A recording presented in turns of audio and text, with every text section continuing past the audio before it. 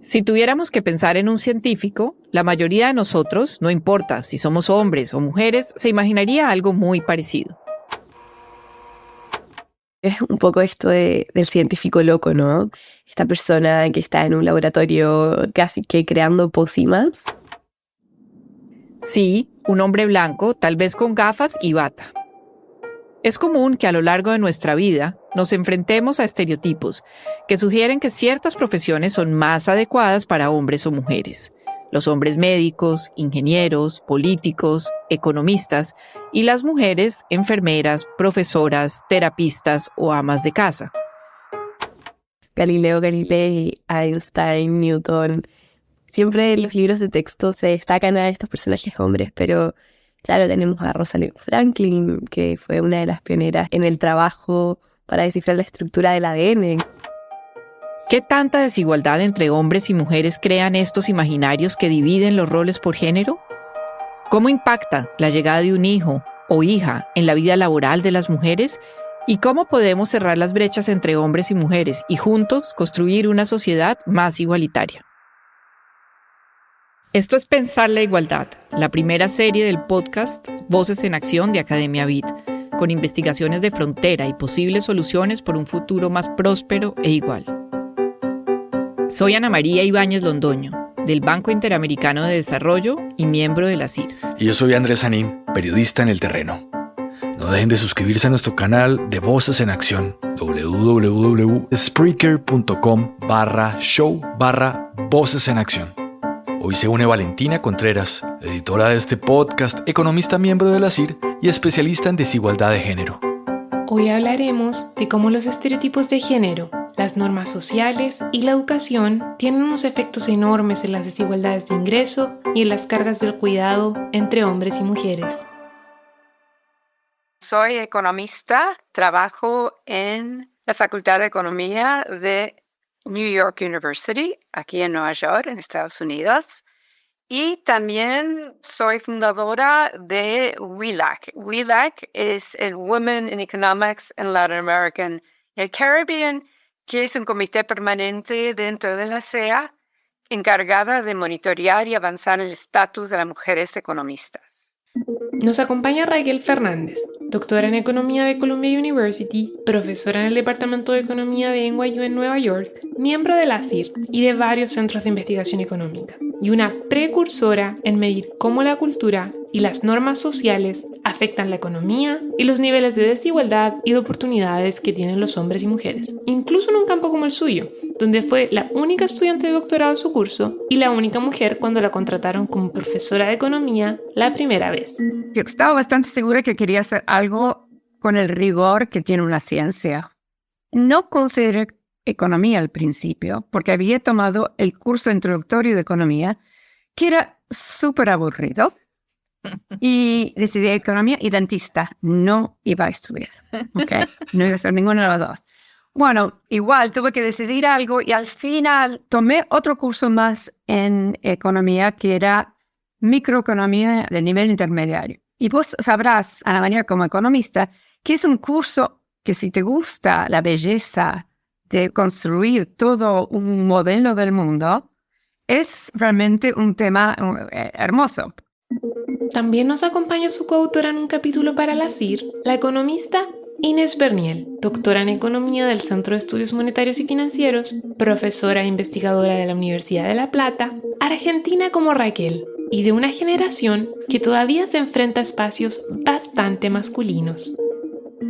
Bueno, me gustaría decir que la situación mía fue muy diferente a la de Raquel, pero también era la única en mi corte del doctorado y también en mi doctorado y en mi maestría. Todos mis profesores fueron hombres, así que bueno, tuve una situación más o menos parecida hasta la mitad de mi doctorado, en el que llegó una mujer, un assistant professor de MIT que contrataron y que la verdad que ahora yo, viéndolo después de unos años, tuvo un impacto muy importante en mi carrera y en ese momento en particular. Para hablar de igualdad, es importante mirarse al espejo, y economistas de generaciones distintas, como Raquel e Inés, se han unido para crear espacios como WELAC y romper esas brechas e imaginarios de género que frenan a muchas mujeres en campos como la economía y en las disciplinas de ciencia y tecnología, conocidas como STEM por sus siglas en inglés. Que en América Latina la situación que muestra esta encuesta de WIRA, que se hizo a 84 instituciones de 10 países en la región, muestra que todavía falta mucho para poder alcanzar una paridad de género en economía. Más allá de que las mujeres estudiamos más en la universidad, nos encontramos que en la carrera de economía ya hay menos mujeres, un 40% de mujeres aproximadamente, y ese 40% se va achicando a medida que vamos progresando en la carrera. Tanto Raquel como Inés crecieron en familias donde solo había hijas y tuvieron la suerte de tener papás que les enseñaron a amar las matemáticas, un lenguaje clave para modelar el mundo y sus desigualdades. Mi papá como ingeniero es un amante de las matemáticas, entonces, tuvo 3 mujeres y a las 3 nos inculcó ese cariño por las matemáticas desde pequeña y resultó en que una es matemática y las otras 2 somos economistas. Y las 3 muy interesadas en temas de justicia social, que también es algo que en realidad heredamos de mis papás y de que siempre estuvimos expuestas a discusiones de política y de temas sociales en casa. Y supongo que no solo el cariño hacia las matemáticas, sino que no tuvieran miedo hacia las matemáticas. Mi padre es matemático e ingeniero y siempre nos mencionaba eso, que la manera en la que se enseñan las matemáticas y la manera de aproximar las matemáticas suele ser muy importante para uno no aproximarse con miedo hacia las matemáticas, que es un lenguaje que es precioso. Raquel, en el capítulo que ustedes hicieron para la CIR, que lo hiciste con Inés Berniel y Sonia Krutikova, es un capítulo que a mí me parece muy importante porque hacen una fotografía de la inequidad de género en la región. Se enfocan en trabajo y en educación y lo hacen en 18 países, o sea, es un trabajo de datos realmente impresionante y con muchísimo rigor. Y nos permite entender cómo son las brechas de género en la región, cómo son de distintas en los distintos países de la región, que eso es interesante, de todos modos hay brechas de género, pero cambian por país. ¿Por qué no nos describes un poco y le describes a los oyentes qué brechas se encontraron respecto al nivel educativo y los ingresos entre los hombres y las mujeres? Bueno, la brecha que se abre en términos de educación básicamente es a favor de la mujer y es a partir del secundario. En casi todos los países, hablando simplemente de cantidad de educación en este momento, en la escuela primaria no hay diferencia entre varones y niñas. Esa brecha existe para completar el secundario, donde en varios países ya se ve que las mujeres tienen más educación. La brecha puede ser bastante grande, unos 8 puntos porcentuales a favor de la mujer en promedio en la región. En un país como en Uruguay, esto es para terminar el secundario, es de 15 puntos porcentuales. Así que es una brecha grandísima entre niños y niñas. La brecha en educación en toda la región, como en la mayor parte de los países, yo diría ya del mundo, es aún más pronunciada en la educación terciaria. Las mujeres van mucho más a la universidad que los hombres. Ahora, estas ventajas que tienen las mujeres en cuanto a la cantidad de educación no se ve reflejada después en los salarios, donde la mujer, en términos de los salarios por hora que ganan, en todos los países de la región, en algunos países mucho más que otros, la mujer gana menos que el hombre. Yo sé que son muchos factores que están determinando esto, ¿no? Que las mujeres se hayan educado más, pero esa mayor educación, que una brecha de 15% en secundaria es altísima para un país, ¿por qué no se materializa después en unos mejores salarios? ¿Qué está pasando? ¿Qué está impidiendo que haya ese como incremento en los salarios también? Bueno, no sé si te voy a contestar esa pregunta de una manera muy satisfactoria, Ana María, pero te lo voy a contestar como lo contestamos en el capítulo. Que lo que hacemos es lo que se llama una descomposición de la brecha salarial Oaxaca Blinder, en el cual decimos, hagamos de cuenta que las mujeres tienen las mismas características que podemos observar en la data que los hombres. Es decir, la misma educación, las mismas edades, viven en los mismos sitios, trabajan en los mismos sectores y tienen las mismas ocupaciones. ¿Qué pasaría con la brecha salarial? Lo que encontramos es que si las mujeres se parecen a los hombres en estas características observables, ganarían aún menos que lo que ganan ahora, Es decir, la brecha aumentaría. Bueno, primero hay que decir que hay variables que no vemos en la data. No vemos la experiencia laboral. No estamos viendo las horas que trabajan el hombre y la mujer. No tenemos las definiciones precisas que uno quizás quisiera tener de ocupación. No vemos el tipo de empresa en ese momento en el cual trabaja la mujer o el hombre, solo si es pequeño o grande. No vemos el grado de flexibilidad de la empresa. Muchas veces, si uno quiere un trabajo que es flexible, ese trabajo paga menos. Y también, por supuesto, queda discriminación salarial como una explicación. Pero la explicación exacta no la tenemos, dado los datos. De todos modos, en el capítulo ustedes profundizan en algo que a mí me parece importante relacionado con la ocupación. Raquel, una cosa que dices es no vemos la ocupación. Puede ser que las mujeres estén en un trabajo, pero es un trabajo que paga menos. Nosotros tenemos los años de educación, ¿cierto? Y sabemos cuántos años de educación tuvieron y si está incluida la educación terciaria, por ejemplo, pero no sabemos en qué tipo de trabajos están las mujeres y están los hombres. Y algo de esto tiene que estar relacionado con el tipo de carrera universitaria que escogen y por ende el trabajo. Y todo esto empieza en la educación que tienen cuando niños.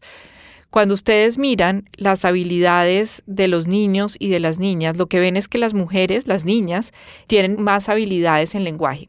Y esto perdura, ¿no? A medida que se van volviendo mayores. En matemáticas es interesante porque en matemáticas las mujeres tienen un mejor desempeño, más jóvenes, más chiquitas, más pequeñas, y empiezan a crecer y esa brecha se disminuye y decrece a medida que pasa el tiempo. Y esto va a determinar entonces también qué estudian y por lo ende qué ocupación tienen. ¿Por qué pasa esto? ¿Por qué crees que empieza a reducirse esa brecha de matemáticas en la que antes tenían una ventaja y ahora no? Pues cuando están más mayores no la tienen. Sí, muy buena pregunta. Primero quiero aclarar cualquier confusión que yo pueda haber dejado con respecto a la ocupación. La ocupación la vemos. Vemos la ocupación y vemos el sector. Pero no vemos si la persona es gerente de una empresa o si... Es decir, no vemos un poco el escalafón del trabajo. Pero sí la ocupación en general la vemos en la data y no explica tanto como uno pensaría. Ahora, tenéis totalmente razón que decimos que a las niñas le va mejor que a los varones en matemáticas y en lenguaje cuando están en tercer grado. Ya cuando las vemos de nuevo, estos son en exámenes a nivel nacional representativos, los vemos en sexto grado, ya empieza a haber una brecha ahora a favor del hombre en matemáticas y una brecha aún más grande en general a favor de la mujer en idioma y lectura. A los 15 años hay un examen internacional que lo conduce la OECD, que varios países participan, incluso unos 6, 7, 8 países de la región, y son exámenes que se toman a la edad de 15. Lo que vemos ahí es que hay una brecha más grande, depende del país, en matemáticas, y una brecha aún más grande a favor de la mujer en lenguaje. ¿A qué se deben estas brechas? Eso tampoco es claro. No pienso que la biología juegue un papel importante, ya que vemos cambios importantes tanto a través del tiempo como a través del espacio. No solo eso, sino que los que han demostrado algunos estudios es que la brecha en matemáticas es más grande en los países más machistas. El machismo medido con respuestas a sondeos que se han hecho a nivel nacional. El pensamiento positivo con el cual te puedo dejar es que estas brechas están disminuyendo. Tanto en lenguaje para los hombres han mejorado con respecto a las mujeres, como en matemáticas para las mujeres que han mejorado con respecto a los hombres. Siguen existiendo las brechas en todos los países que vemos, pero son más pequeños en general que hace, digamos, 15 años. Y es interesante porque que se dé esa brecha sea más fuerte y más amplia en los países más machistas nos muestra que hay todo un tema cultural detrás que es difícil de cambiar y que cambia muy lentamente, ¿no? Que es algo en lo que tú has trabajado mucho. Otro tema que determina las decisiones laborales de las mujeres de dedicarse, por ejemplo, a carreras STEM son las aspiraciones y las expectativas. Y esas aspiraciones y expectativas pueden determinar la decisión de un hombre y de una mujer en qué carreras van a estudiar y cómo se ven en el futuro. Y eso es muy importante y sabemos que las carreras STEM tienen unos salarios más grandes. Estos pequeños sesgos de género que se empiezan a dar desde que uno tiene 12, 13 años, que sean, por lo menos a mí, lo que me tocó vivir fue en clases de matemática, donde mi profesor de matemática, al momento en que yo preguntaba algo, él me daba la respuesta en cuanto al ejercicio, pero en cambio a mis pares masculinos, él los motivaba a que resolvieran el problema por su cuenta. Escuchan a Rocío del Pilar, una estudiante chilena de ingeniería molecular de 22 años que logró superar los sesgos de género en el colegio, en un país con la menor proporción de mujeres graduadas en carreras STEM entre los países de ingresos altos, 18% frente al 40% de los demás. Y así sumarse a una red de activistas que empoderan a niñas en toda la región, con un nombre tan poderoso como ellas, las Tremendas. Tremendas es este movimiento de niñas y jóvenes que busca cambiar el mundo. Estamos presentes en más de 10 países, Latinoamérica, el Caribe, y en Chile específicamente trabajamos dentro de 7 áreas de acción. La idea es poder conquistar diferentes espacios de incidencia para poder promover la equidad de género dentro de todas las áreas y construir esta tremenda sociedad, como esta sociedad donde hay equidad de género, no hay sesgos al momento de ingresar a alguna carrera, brecha salarial y muchas cosas más. De tu caso, ¿qué crees que hizo la diferencia para que no te dejaras como amilanar por esos comentarios y esos sesgos sexistas? Yo creo que igual hubo un periodo así, yo creo que desde los 13 a los 16, donde pasé por este periodo como de alejamiento, ponte tú, de las matemáticas y de las ciencias. Pero yo creo que mi familia, mis papás, mi mamá, mi papá, siempre me han incentivado a no rendirme. Y yo creo que eso para mí ha sido fundamental. Y también poder compartir con compañeras, con mis pares dentro de estos espacios educativos, como esta red de apoyo. Yo creo que es súper importante. Desde sus inicios hasta ahora, la vuelta a la presencialidad post-pandemia, la visibilización y la divulgación de información ha sido a través de redes sociales. Y ya, por otro lugar, tenemos las academias que fueron levantadas por nosotras. Tenemos 2 academias, una es Climáticas, que es de medio ambiente, y la segunda es Atómicas, que es nuestra academia STEM. Tenemos a niñas desde los 12 a 25 años participando. Es específicamente a través de la Academia Atómicas en donde se ha dado un espacio súper bonito, a partir del 2021, full pandemia, donde niñas de alrededor de todo el mundo, Latinoamérica y el Caribe, se inscribían y participaban de manera completamente gratuita en clases realizadas en su mayoría por científicas, catedráticas. No todas las niñas que salgan de Atómicas en un futuro van a ser niñas que estudien carreras STEM, pero por lo menos sí se les dio la oportunidad de entrar a este mundo, conocerlo y darse cuenta de, ok, me gusta, no me gusta, soy buena, tengo las capacidades, que yo creo que eso es lo más importante.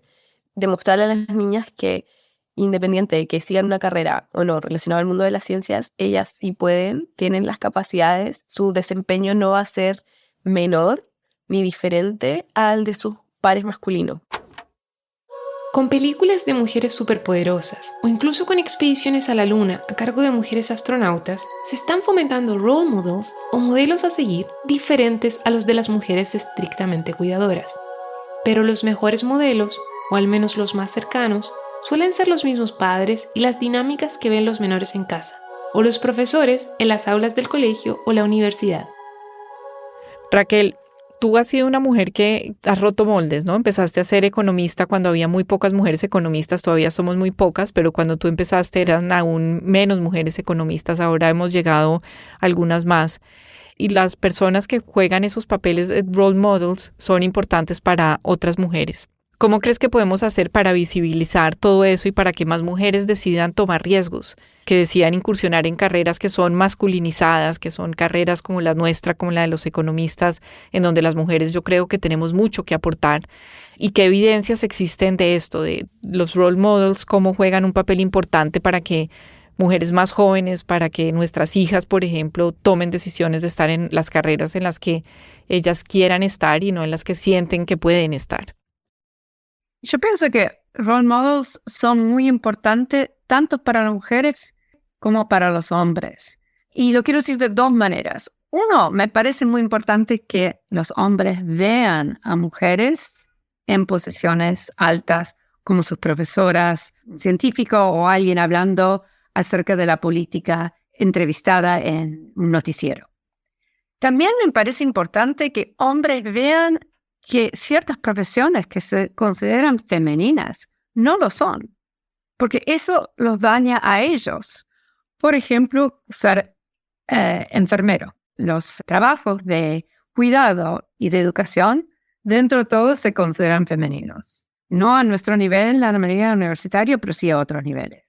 Y esto es importante porque son trabajos relativamente buen pagos, donde solo va a crecer la demanda y en muchos países carecen de suficiente oferta en esos trabajos y muchos hombres no entran a esos trabajos justamente por el sesgo que hay contra que los hombres estén en una posición de ser cuidadores.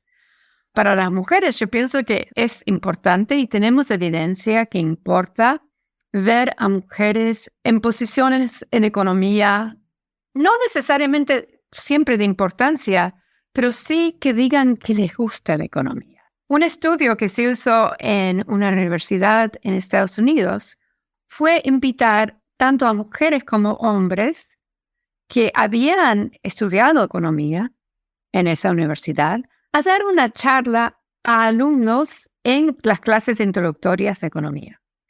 Fueron asignados de manera aleatoria a clases distintas. Entonces, algunos tenían un hombre dando esta charla y otros tenían una mujer dando esta charla. Esta charla era no necesariamente de hombres y mujeres economistas, sino de hombres y mujeres que habían cursado economía y habían hecho el major, se habían especializado en economía.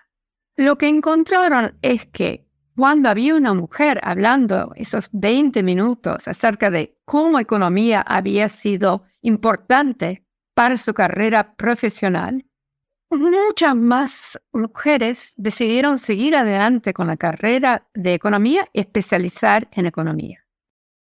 Inés, en el capítulo muestran algo que es muy impresionante y es una regularidad estadística que ven en varios de los países que estudian, y es que la brecha de género antes de que las mujeres tengan hijos es inexistente prácticamente, y en el momento en que nace el hijo, a las mujeres se les cae la participación laboral y se les caen todos los indicadores laborales mientras los hombres siguen felices su camino. Yo cuando tuve mis hijos sentí que todo eso que yo había visto y había estudiado y había leído me estaba aplicando a mí. Creí que eso no me iba a suceder, pero sí, eso sucede. ¿Qué se puede hacer para evitar esos efectos profesionales que tenemos las mujeres cuando tenemos un hijo? Sí, de hecho, en los últimos años, una línea de mi investigación muy marcada fue tratar de entender primero cuál es el efecto del primer hijo y después, bueno, cuáles son sus causas, aunque es muy difícil identificar algo, sabemos, y cuáles son las consecuencias también, ¿no? Porque al final hay una cuestión de eficiencia en todo esto. Todas estas mujeres están súper educadas. Muchas de ellas, al tener su primer hijo, salen del mercado, incluso siendo más educadas que su pareja, ganando más que su pareja. Entonces, todavía creo que hay un montón por entender ahí. Y en el capítulo hacemos un apartado para discutir este tema y mostramos que en todos los países de la región cae fuertemente la participación laboral en los ingresos de las mujeres cuando aparece el primer hijo en el hogar. Más o menos un 40% cae la participación, que es muchísimo, y que esta caída es permanente, ¿no? No vemos que las mujeres después vuelvan al mercado. Y aquellas que se quedan, además lo hacen de una forma mucho más precaria. Muchas transicionan al mercado informal, porque en nuestra región el mercado informal al final es el que da la flexibilidad que busca la mujer para poder compatibilizar familia y trabajo, y bueno, y eso hace que terminen trabajando en sectores menos productivos, pero pagos, sin seguridad social, etc. Así que, bueno, pensando qué se puede hacer, no sé si es extrapolable, pero puedo decir mi caso personal y después algunas políticas públicas que podemos hacer, pero que las dos cosas están ligadas, ¿no? En mi caso personal, creo que por un lado elegí muy bien al padre de mis hijos. Compartimos el hecho de que el cuidado es compartido, el cuidado de Felipe es responsabilidad y también el disfrute de los dos. Y por último, nosotros tenemos la suerte de poder tener ayuda externa, ¿no?, en el cuidado, y eso es clave, y ahí entonces creo que es donde la política pública puede tener un rol súper importante, ¿no? Necesitamos en América Latina más y mejores políticas públicas que en general alivien la restricción de tiempo de las familias y también políticas que promuevan la corresponsabilidad. Raquel, ¿por qué crees que los hombres creen todavía que la responsabilidad de cuidar los hijos es de las mujeres? Y las mismas mujeres también, ¿no? Porque las mujeres nos negociamos y decimos, bueno, este hijo lo tuvimos los dos, la responsabilidad es compartida. Es algo cultural que está muy arraigado de que la mujer es cuidadora por naturaleza y por ende se le asignan los roles de cuidado a la mujer. Y realmente esta cosa de la mujer cuidadora es más una construcción cultural que algo biológico, como decías tú en algún momento, ¿no? Además de decirte que es una creencia social, una norma social, no sabría bien decirte por qué seguimos con esas normas sociales. Primero, habría que decir que ha habido avances, es decir, ya no son las mismas normas que antes.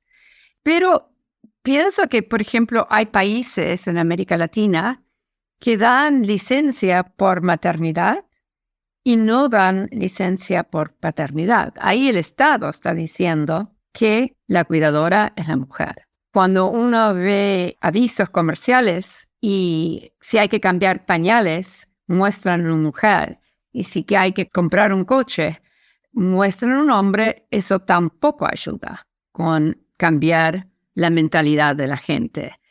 Yo pienso que se puede tomar varias medidas para mejorar esta situación. No son fáciles y no son factibles, me imagino, para países con ingresos menores.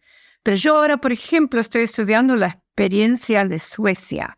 Suecia también tenía la misma situación en la cual, aunque tenía licencia de maternidad y paternidad que no distinguía entre madres y padres, ambos podían tomarse en total para la pareja 1 año, 12 meses, pagos, casi a full. Igual el hombre no tomaba. Entonces introdujeron 1 mes. Algunos hombres se tomaban 1 mes, otros seguían tomándose 0.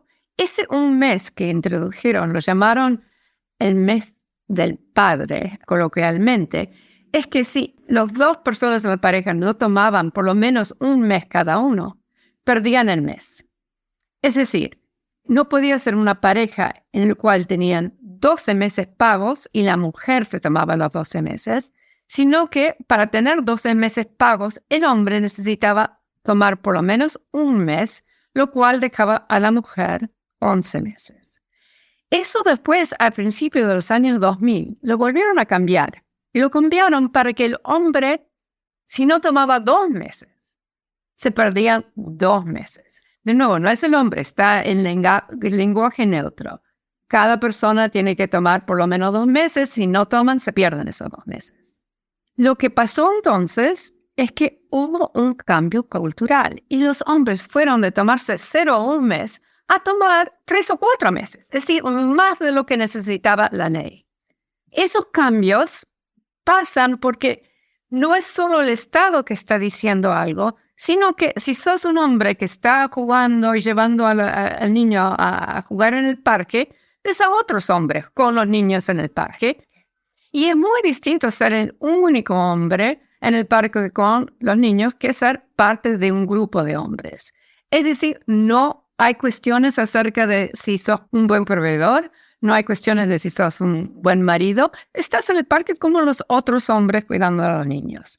Y yo pienso que esas cosas ayudan mucho a cambiar a la sociedad y que hay que incentivar los cambios culturales. Es decir, los incentivos económicos no solo sirven para cambiar decisiones económicas, sino también pueden incentivar a cambiar las normas sociales. Y ahí me parece muy interesante lo que dices de los países nórdicos. Yo leí el caso de Islandia con las mujeres. Por un lado está lo que decide hacer el Estado, que nos estás mostrando un ejemplo. El Estado decide sacar esta licencia y desata un cambio cultural muy importante tanto para las mujeres como para los hombres.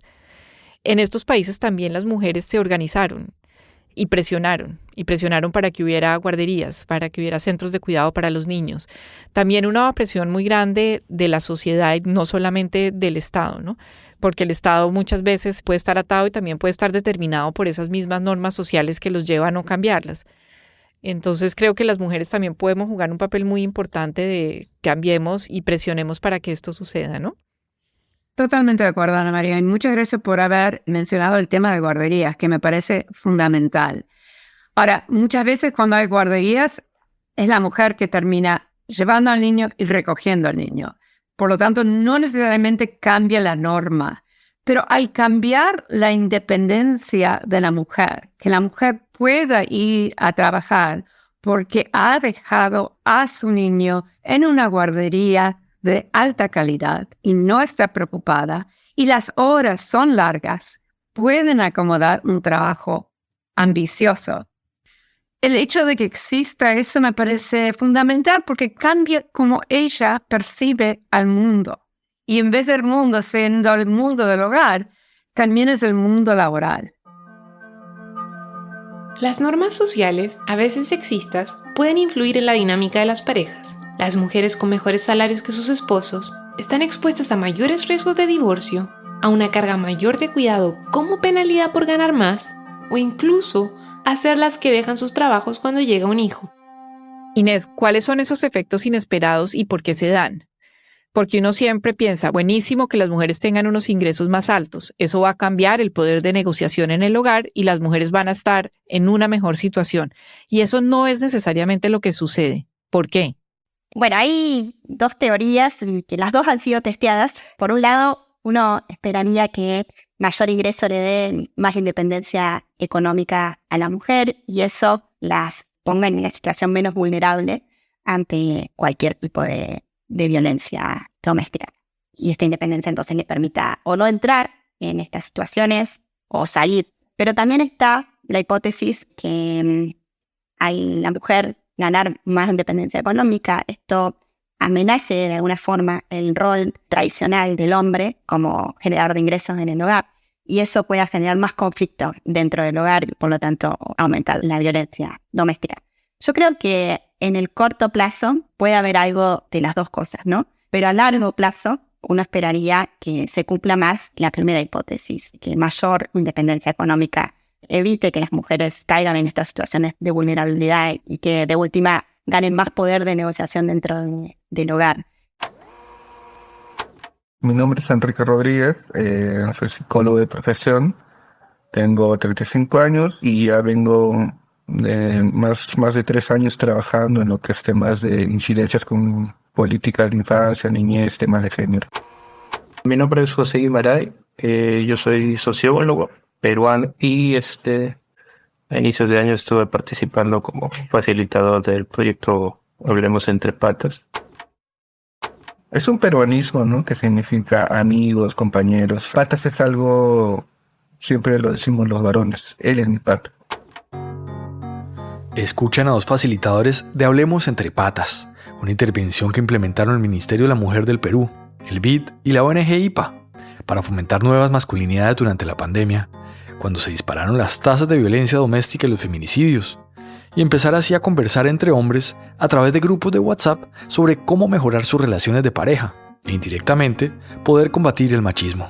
La intención era que ellos sintieran la confianza para hablar temas incluso que pudieran ser machistas o expresar, digamos, imaginarios o pensamientos, ideas machistas que tuvieran, ¿no? Porque la idea era identificar si eso existía y entender estas como señales de alerta, ¿no? de distintos niveles de gravedad y actuar en relación a ellas. Divididos en grupos de 50 participantes y un facilitador, durante 30 días, 1.355 hombres que no se conocían entre sí pudieron compartir por WhatsApp reflexiones y consejos sobre cómo mejorar la comunicación con sus parejas, cómo tener una mejor vida sexual y en el hogar, y en caso de detectar señales de alerta, recibir una intervención a tiempo. Sí recuerdo una situación bien específica en la que empezaron a hablar respecto a cuándo tener relaciones sexuales con su pareja, ¿no? uno de los participantes dijo que la mujer siempre debería estar dispuesta a tener relaciones sexuales, porque uno siempre va a querer. Y digamos, eso se identificó como una señal de alerta y se conversó con el participante. La mayoría tenía entre 30 y 40 años, eran los únicos proveedores y tenían ingresos bajos o medios, y aunque no fue fácil desmontar los imaginarios patriarcales que aprendieron desde niños, hubo avances significativos, incluso al hablar de uno de los temas que más conflictos y desigualdad generan, las finanzas de la casa. Siempre había el problema de lo económico, de cuánto dinero destinaban ellos para su familia, cuánto dinero podían disponer ellos o cuánto dinero podía pedirle quizás a la pareja, ¿no? Un tema de reflexión dentro del grupo era por ejemplo, ¿qué pasa si soy el único varón o el único miembro de la familia que aporte económicamente, ¿no? Es decir, yo solamente tengo derecho, muy aparte de mantener a mi familia, al hecho de ese excedente de dinero o lo que sobra poder gastarlo yo, o sería justo poder gastarlo junto con mi pareja, ¿no? Y un ambiente de reflexión surgió, ¿no? Es decir, dividamos bien el presupuesto, cierto monto de dinero que vaya directamente para la familia, un monto para ahorrar, quizás para tener, y de lo que sobra, dividirlo mitad, ¿no? Tanto para que puedas tener tú o comprarte algo y que tu pareja, esposa también pueda gastar algo, ¿no? De ese dinero, porque si bien es cierto, ella hace trabajo doméstico, de ese trabajo ella no genera ningún interés económico, ¿no? Entonces, pero no es justo que solamente tú de un dinero excedente o que sobra puedas gastar y ella no. Entonces, era como una especie de diálogo o idea que surgió, ¿no? Dentro del propio grupo. La intervención con varones yo creo que es urgente. Si bien es cierto, es mucho más difícil poder cambiar la cuestión cognitiva en varones adultos. Veo que trabajan mucho más horizontalmente, abiertamente, y con mucha más perspectiva en grupos jóvenes y adolescentes o de personas que están en colegio. Hasta ahora hemos hablado, Raquel, de las diferencias de hombres y mujeres, pero también hay diferencias en esas brechas para las mujeres de altos y de bajos ingresos. A mí hay un resultado que me pareció muy interesante del capítulo, y es que ustedes miran la participación laboral de las mujeres a lo largo de los años y ustedes muestran cómo esta ha venido incrementando, pero este incremento es muy diferente entre las mujeres de altos y de bajos ingresos. En los países de la región con altos ingresos o ingresos medios, esta brecha de participación es del 25 puntos porcentuales. Es muy alta. ¿A qué atribuyes esta diferencia tan grande en participación para esas mujeres de altos y bajos ingresos en la participación laboral? Otra pregunta difícil para contestar, Ana María, pero te puedo decir lo que creo. No podemos establecer causalidad para esto, pero primero hay muchas razones. Uno es que las mujeres entran, como dijimos antes, en campos distintos de estudio. Los campos donde hay menos posibilidad para estudiar, que son en los países con menores ingresos, las mujeres no están entrando tanto en la educación universitaria, sino que tienen que competir con el hombre en los trabajos que existen en esa sociedad. Muchos de esos trabajos están en el sector informal y especialmente para las mujeres que tienen hijos, terminan muchas veces entrando en el sector informal por la flexibilidad de horario que da ese sector. Ahora ese sector está peor pagado, con peor seguridad social, con menos sindicatos que pidan aumentos de sueldo y aseguren la seguridad de los trabajadores. Y pienso que eso tiene mucho que ver con la diferencia que vemos en los países más desarrollados o de más ingresos y los países de menos ingresos. Es decir, sigue habiendo una brecha entre el hombre y la mujer, tanto en salario como también en horas de trabajo, como en participación en el mercado laboral, pero no es tan grande como en Bolivia, Perú o El Salvador, donde hay una caída como de 50% en la participación laboral femenina cuando tienen hijos. Con su participación en la primera Conferencia Mundial sobre la Mujer, a mediados de los años 70 en México, la minera boliviana y activista por los derechos laborales de los mineros, Domitila Barrios de Chungara, le dejó muy claro al feminismo de ese entonces que no era lo mismo ser una funcionaria de la ONU que una mujer minera, una empleada doméstica o una niñera. Sí, había habido un ismo que nos une entonces, pero no somos igual. Sí, yo le voy a mostrar cómo. Hace una semana que yo la conozco a usted. Hace una semana que la veo salir de aquí, llegar aquí con un traje muy elegante, ¿no? Muy bien peinado, que seguramente se lo hace peinar en una buena peluquería usted, sin embargo, yo no. Todos los días a la salida está un chofer esperándole con un coche muy hermoso, muy elegante, su chofer bien uniformado con sus guantes, y sin embargo, señora, nosotros, los más de 30.000 amas de casa en las minas, no tenemos ni siquiera una carretilla para trasladarnos de un lado a otro, aunque estemos embarazadas. Ahora, supongo que usted debe vivir en una hermosa mansión. En cambio, en las minas nosotros tenemos una pequeña vivienda que nos prestan hasta los 90 días. Cuando deja de trabajar, tenemos que desocupar. Ahora, señor, yo estoy seguro que usted nunca a su familia le ha servido a las 6 de la mañana el desayuno. En cambio, las mujeres en las minas, a las 4 de la mañana tenemos que levantarnos a cocinar la comida para el esposo para que entre a trabajar al minero.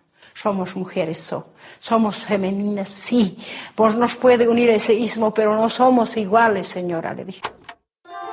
Existe una amplia brecha de recursos y oportunidades, incluso entre las mujeres. Mientras que algunas cuentan con los medios para pagar por el cuidado de sus hijos y así seguir avanzando en sus carreras, otras enfrentan retos diarios, como los largos tiempos de desplazamiento, no tener cómo pagar una guardería para sus hijos y la precariedad de trabajos informales que no les dan derecho a licencias de maternidad. En respuesta a esta desigualdad, se implementaron las manzanas del cuidado en Bogotá, un esfuerzo del Estado para brindar apoyo y alivio a madres trabajadoras, ofreciéndoles herramientas y servicios para mejorar su calidad de vida y la de sus hijos. Bogotá tiene mucho que contar. En la ciudad de Bogotá ya son 19 manzanas del cuidado las que la administración distrital ha entregado. Cuando finalice el año serán 20. Este servicio, como todos los demás, son gratuitos. Un servicio que nos ha ayudado, no se imaginan cuánto. En Bogotá hay una manzana en cada localidad. Para mayor información, ingrese a www.manzanasdelcuidado.gov.co. La iniciativa no solo apunta a reconocer y reducir las cargas del cuidado, sino también a redistribuirlas entre hombres y mujeres. En esas mismas manzanas del cuidado hacen talleres de nuevas masculinidades, donde los hombres aprenden a cambiar pañales, a dar el biberón y a realizar tareas domésticas. Inés, ¿tú crees que reducir las brechas tiene que pasar por tener solamente una carrera mejor pagada como las STEM o también se tienen que hacer cambios importantes en el valor que se le da a los servicios relacionados con el cuidado y la educación, por ejemplo? ¿Y cómo podríamos cambiar eso? Es súper interesante esto que planteas. Y es verdad que si uno piensa ahora cómo puede reducir, ¿no?, las brechas de género en el mercado laboral, de ingresos en el mercado laboral, uno piensa en esto que planteaste, en poder lograr que haya más mujeres en estas ocupaciones mejores pagas, que en general están vinculadas con STEM. Pero bueno, eso es la situación de hoy. Y si uno se pone a pensar en que las habilidades requeridas del mercado laboral pueden cambiar mucho, también creo que el horizonte futuro para estos oficios que están más relacionados con el cuidado y la educación pueden ser muy diferentes, ¿no? Si ahora tenemos toda la revolución de la inteligencia artificial que plantea que a futuro muchas de las ocupaciones que pueden ser sustituidas por la inteligencia artificial obviamente van a ser menos demandadas, pero quizás estas de cuidado y de educación en las que hoy tenemos a muchas mujeres son aquellas que se convierten en mejores pagas en un futuro. Y espero también que no sean ocupaciones en las que encontremos solamente a mujeres, sino que haya hombres. Raquel, la radiografía que ustedes hacen en el capítulo es dura. Todavía nos hace falta un camino, pero las mujeres antes no podíamos votar, ahora votamos. Siempre deberíamos haber votado, pero bueno, tenemos más acceso a educación, nos estamos educando más que los hombres, tenemos libertad económica, sexual, reproductiva. O sea, hemos venido avanzando muchísimo. Para cerrar, me gustaría preguntarte si te parece que podemos ser optimistas con cautela y qué cambios tenemos que seguir impulsando. ¿Qué cambios tenemos que seguir impulsando tú y yo y todas las mujeres que consideran que esto es un tema que deberíamos impulsar?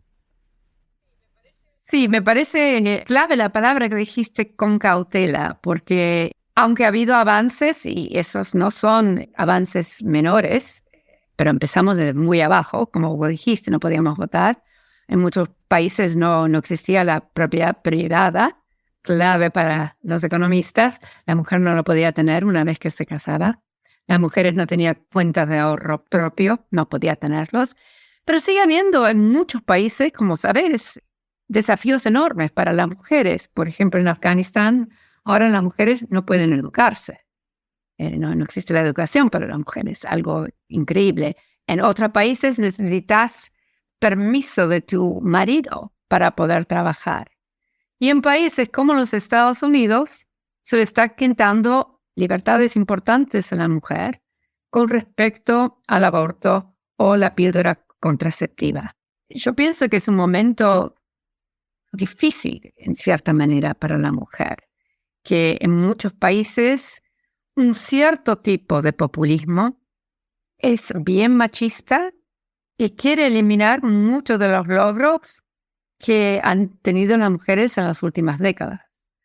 Así que, aunque no pienso que el derecho a votar va a desaparecer y el derecho de casarte en nuestros países con quien quieras tampoco va a desaparecer, igualmente pienso que uno no puede estar segura de que todo va a seguir bien.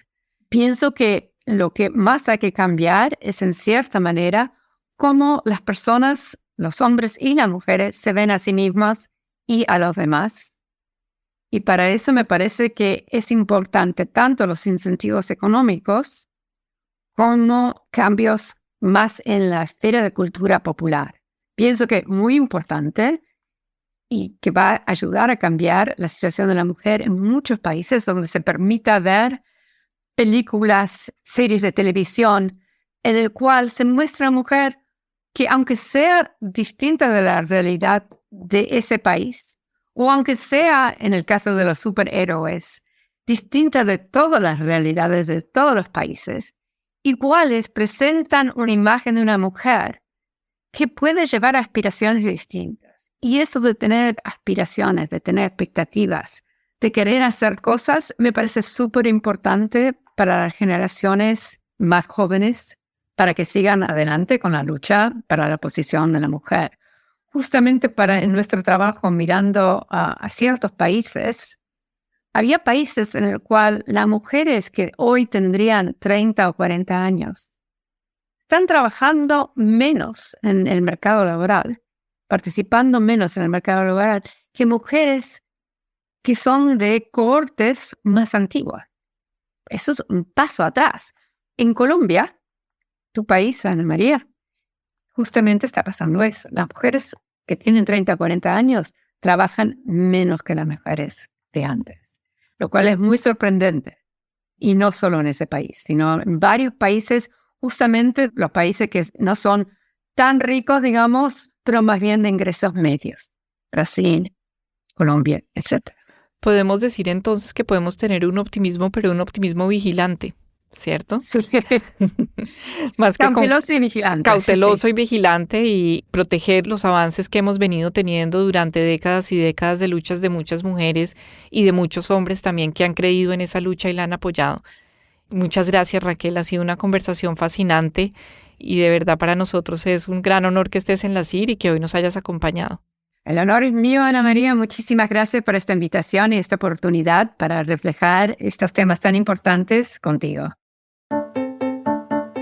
Así nos despedimos, vigilantes, activas y reclamando más políticas públicas como la ampliación de la jornada escolar, las licencias de maternidad y el acceso a centros infantiles. Más mujeres trabajando y más hombres al cuidado pueden igualarnos y liberarnos de las cargas del machismo. En el próximo episodio, la desigualdad en la salud, desde que nacemos hasta que morimos. Una cuestión literalmente de vida o muerte. Pensar la Igualdad es una serie del podcast Voces en Acción. No dejen de suscribirse a nuestro canal de Voces en Acción. www.spreaker.com/show/Voces en Acción. Este episodio fue posible gracias a la coordinación general de Adela Barrios Sarmiento, a la producción ejecutiva de Fernanda Cámara, a la supervisión editorial de Pablo Bachelet y a las contribuciones de Ana Libisch, Diana Champi, Sergio González y Enrique Sandoval. Dirige Ana María Ibáñez Londoño. Los libretos y reportería son de Andrés Sanín, con edición de Valentina Contreras y fact-checking de Juliana Quigua. La música original es de Ignacio Herbojo y la mezcla de sonido y edición de Caja Mágica. Pensar la Igualdad es una serie del podcast Voces en Acción, producido por Caja Mágica y Academia Beat. Gracias por escuchar. Hasta la próxima.